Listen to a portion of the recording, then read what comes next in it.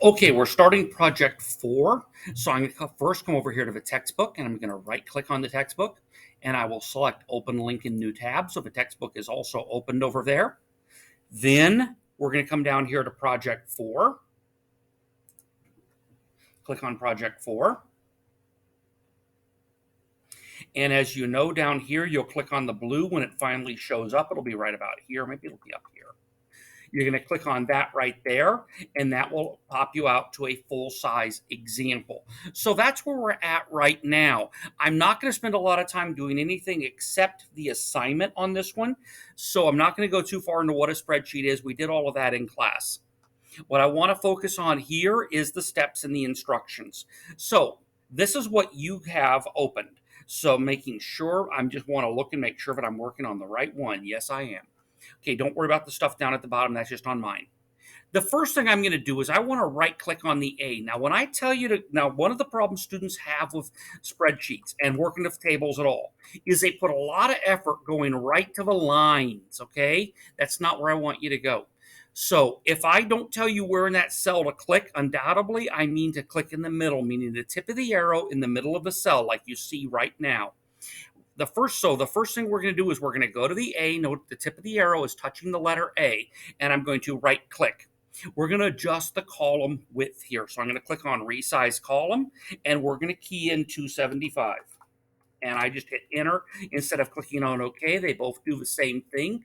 Now I can do the same here if B. Arrow is touching the B. Right click, resize column, 350. And I could take the mouse and click on OK. That does the same thing. And go to C. Note the arrow's touching the letter C. Right click, resize column, 290. And I will do the same thing with column D. Right click, resize column, and this one will be 200. Great.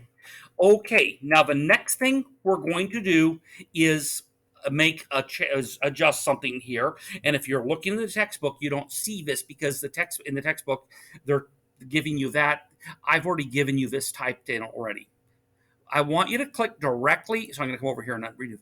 Click directly on the 1. Note that the arrow is touching the 1. Click directly on the 1. Now, right click. And we're going to come over here and we're going to insert one row above. Okay, there we go. Good. At this point, we're going to start doing a little bit of data entry. So at the top here in cell A1, I'm going to click in cell A1 and I'm going to type in occupation. And I'm going to press the tab key to move to the right. Tab to the right, shift tab to the left. Okay, so tab to the right. And here I'm going to put in job summary. Tab key. Okay. The next one is going to be education required.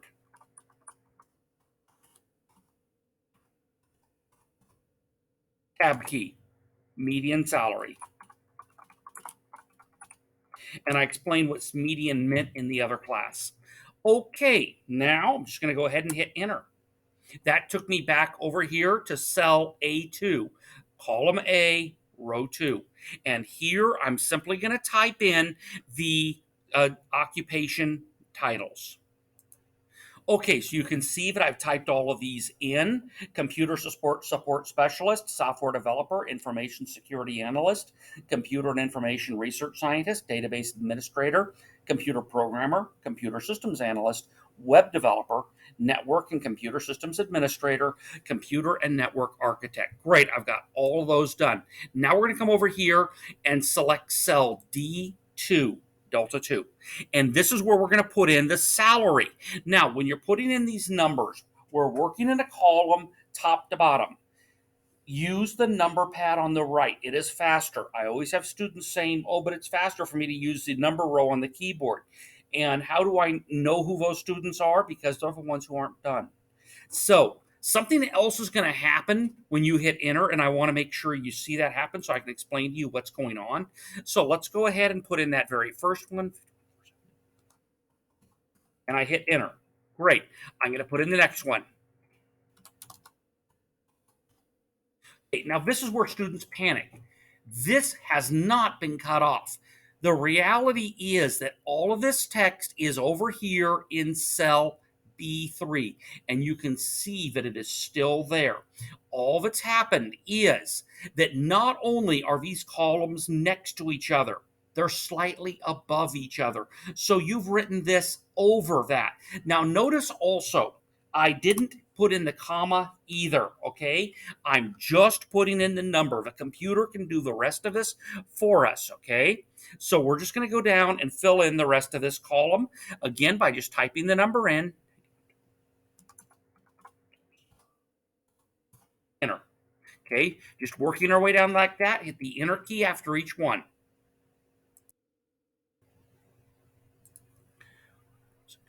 $91, $710. Oh, is that 91 or 81? 81. Enter key. 79, 530. 79, 530. Enter key.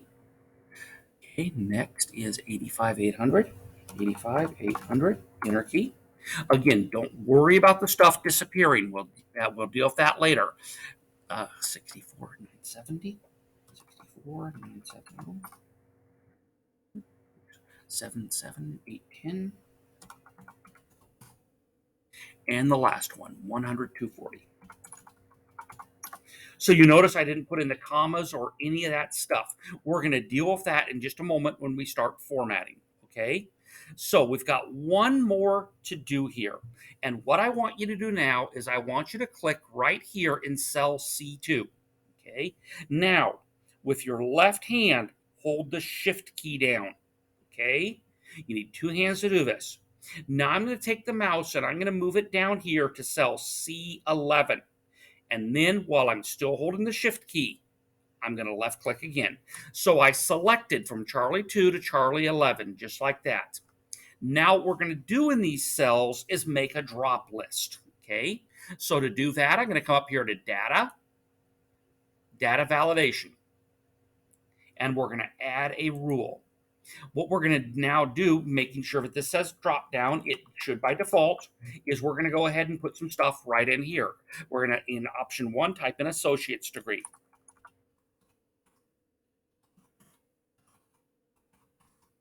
Good. Option 2, we're going to type in bachelor's degree.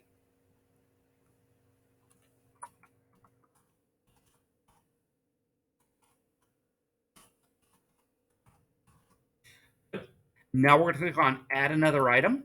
So we're going to put in one more, doctoral.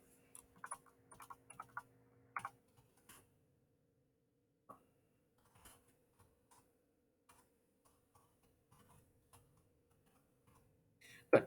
So doctoral or professional degree, done. And I believe I spelled doctoral wrong. I need to go look at this rule real fast. Yep, I did. D-O-C. I just saw that. D-O-C, which is next to the letter V. Doctoral or P-R-O.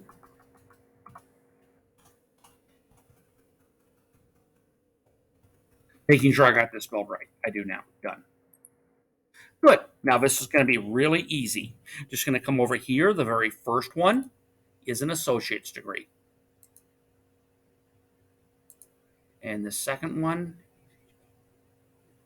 D-A-C-H-E. That's supposed to be an E. You know that? Let me come back over here. D-A-C-H-E. And you can, done. Click on it again. And the reason I re-clicked on it is you saw it loaded the new list. Bachelor's degree. Bachelor's degree. Let's see here. This one here in row 5 is doctoral or professional. You use these drop lists all the time on various web pages, and they're really easy to make your own. I think you just saw what we just did. We made a drop list. It really is that easy. Associate's degree. And the next two are also bachelor's. Okay, at this point, we have all of the information in. Fantastic. So we've entered all of the information called for, and that was basically step number 4. We're going to finish step number 4. Now we're going to fix the stuff that we did this to in this column here. You're going to click directly on the B to select all of column B. We're now going to click on Format, wrapping. And it's going to be much easier just to show you what wrapping does than to tell you. So I select Format, Wrapping, Wrap. And there you go. Now you can see what we just did. That wraps around in those cells, just like we wanted it. Great.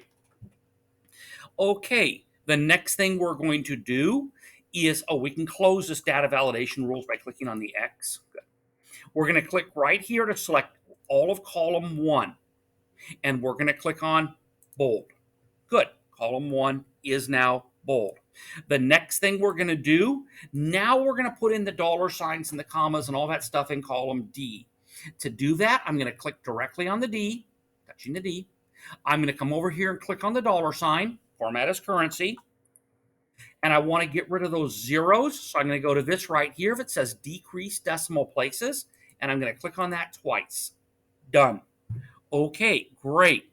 Okay, the next thing we're going to do is put in a formula.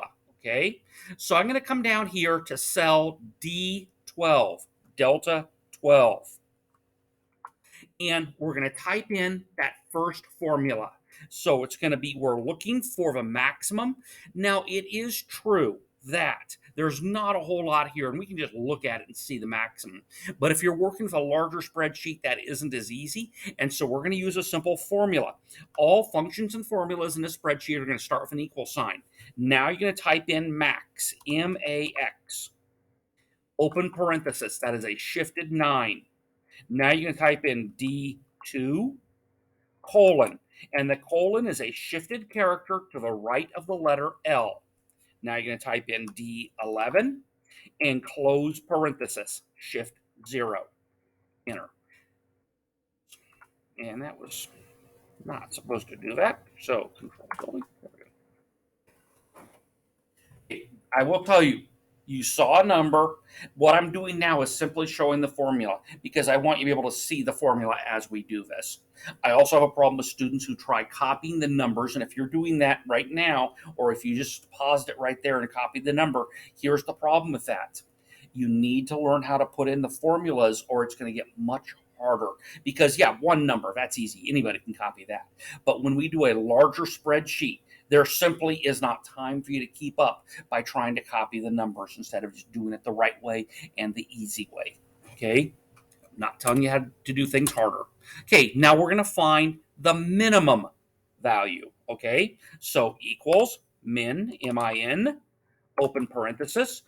And I'm going to show you real quick how I do this. That doesn't mean you have to do it this way. I just want to show you how I do this. Instead of typing in those numbers, what I normally do is select them. So I'm going to ignore the fact that that's floating around.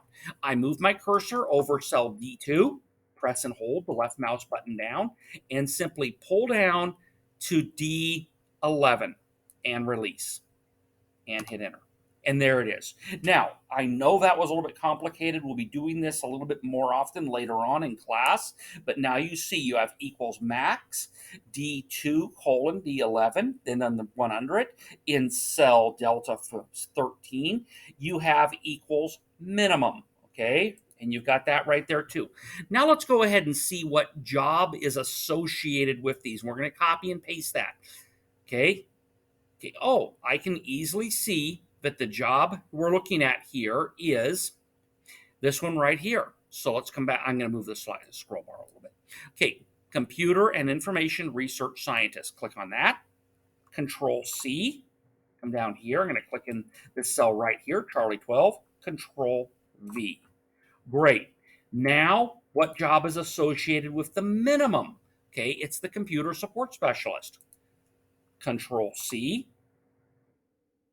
Right here, Control V, that easy. Okay, now, because these are attached to numbers right here, this is one of those exceptions to when I say we always line things up on the left. So I'm going to select both of these. Now I'm going to show you a couple different ways for selecting two cells that are next to each other.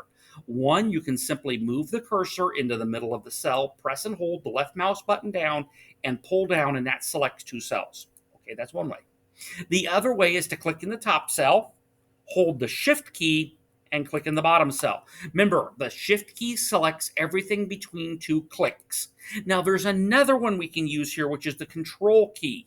So I'm going to click here on this one in C12, hold the control key, and I'll click in C13.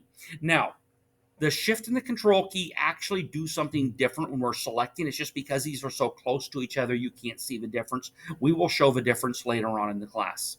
I click on this right here. I'm going to go over here to right align, and they're now right aligned. Okay, great. I'm just going to click somewhere to undo that selection.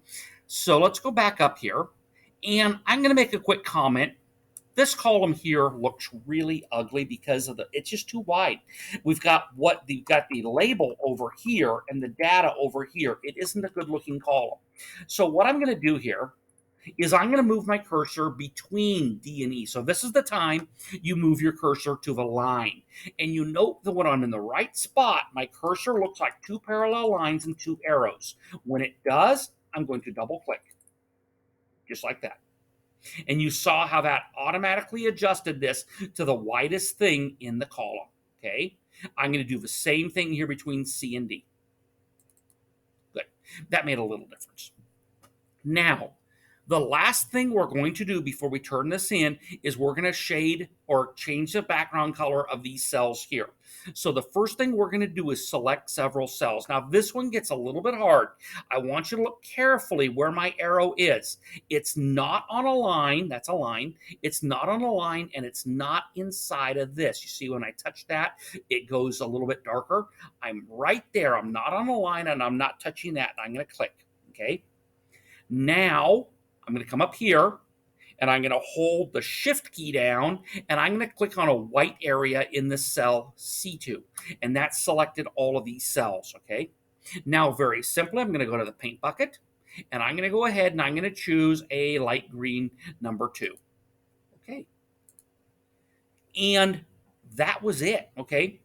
I actually, in some classes, had them make these here bold. That would be easy. You would simply move the cursor into the center of cell C12, press and hold, and drag over to here, and then click on the big B.